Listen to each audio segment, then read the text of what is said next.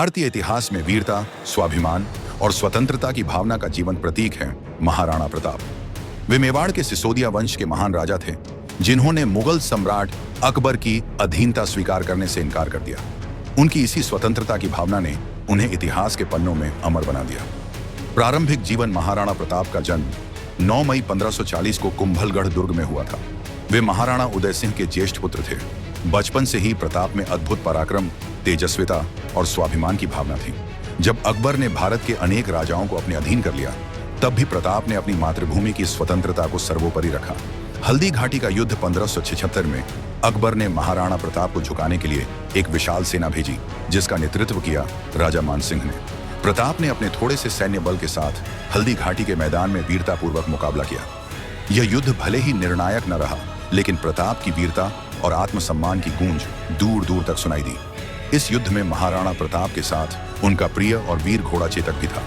चेतक एक नीला रंग का शक्तिशाली घोड़ा था, जो न केवल तेज दौड़ता था, बल्कि युद्ध में भी महाराणा की रक्षा करता था। जब युद्ध के दौरान प्रताप गंभीर रूप से घायल हुए, चेतक ने उन्हें अपनी पीठ पर बैठाकर युद्ध भूमि से बाहर निकाला।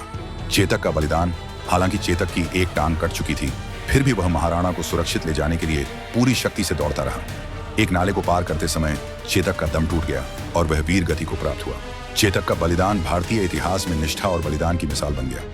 महाराणा प्रताप को यह आघात बहुत बड़ा था, लेकिन उन्होंने हार नहीं मानी। जंगलों में रहते हुए भी उन्होंने स्वतंत्रता के लिए संघर्ष जारी रखा।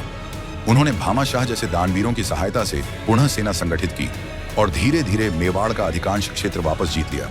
स्वाभिमान की प्रेरणा महाराणा प्रताप ने अंतिम सांस तक मुगलों के समक्ष समर्पण नहीं किया। उनका जीवन इस बात का प्रमाण है कि भले ही साधन सीमित हों, पर यदि आत्मबल और स्वाभिमान हो तो कोई भी शक्ति आत्मा को झुका नहीं सकती। चेतक और प्रताप की यह अमर कथा आज भी हर भारतीय के हृदय में देशभक्ति की भावना जगाती है। हल्दी घाटी केवल युद्ध का मैदान नहीं, बल्कि स्वतंत्रता के स्वाभिमान की भूमि बन चुकी है।